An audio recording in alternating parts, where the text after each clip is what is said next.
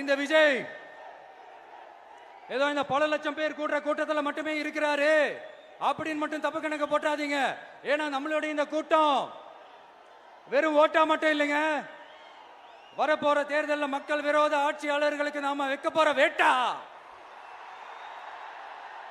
நம்மளை கோட்டைக்கு அனுப்ப போற ரூட்டா இருக்க போதுன்னு சீக்கிரமாவே தெரிஞ்சுப்பீங்க. ஏன்னா கோடிக்கணக்கானவங்களோட ஹார்ட்லயும் வீட்லயும் ஏற்கனவே ஆல்ரெடி உயிரா உணர்வா உறவா இருக்கிறோம். நம்மளுடைய கனெக்ட் எல்லாம் வெறும் மக்களோட மட்டும்தான். நாம யாருன்னு அவங்களுக்கு தெரியும், அவங்க யாருன்னு நமக்கு தெரியும். நாமளும் நம்ம மக்களும் எப்படி இருக்கிறோம்னு எதிரிங்களுக்கு நல்லாவே தெரியும்.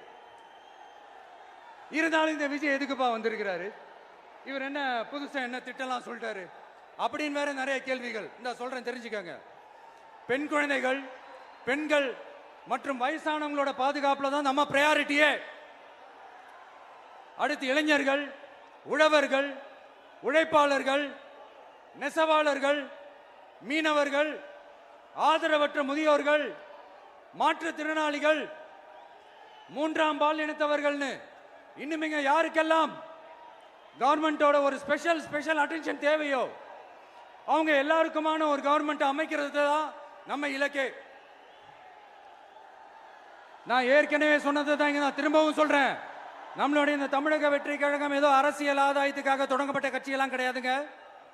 கொள்கை கோட்பாடுகளோடு தந்தை பெரியார், பெருந்தலைவர் காமராஜர், அண்ணல் அம்பேத்கர், வீரமங்க வேலு நாச்சியார், மக்கள் சேவகர் அஞ்சலை அம்மாள், நம்மளுடைய 5 கொள்கை தலைவர்களோட வழிகாட்டுதல்களோடு தொடங்கப்பட்ட கட்சி. நம்ம ஸ்டாண்ட்ல நாம எப்பவுமே ஸ்ட்ராங்கா தாங்க இருக்கிறோம். அதுல எந்த மாற்றத்துக்கோ எந்த சமரசத்துக்கோ துளி கூட இடமில்லை. நம்மளுடைய ஒரே கொள்கை எதிரி பாஜக தான். நம்மளுடைய ஒரே அரசியல் எதிரி திமுக தான். எப்படி? நம்மளுடைய ஒரே கொள்கை எதிரி, நம்மளுடைய ஒரே அரசியல் எதிரி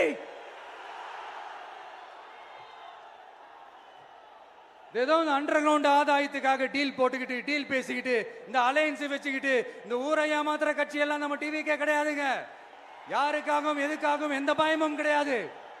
மாபெரும் பெண்கள் சக்தி நம்மளோட இருக்கிறாங்க, மாபெரும் இளைஞர்கள் சக்தி நம்மளோட இருக்கிறாங்க, ஒட்டுமொத்த தமிழ்நாட்டு மக்களுடைய சக்தி நம்மளோட நிக்கிறாங்க. அப்படி இருக்கும்போது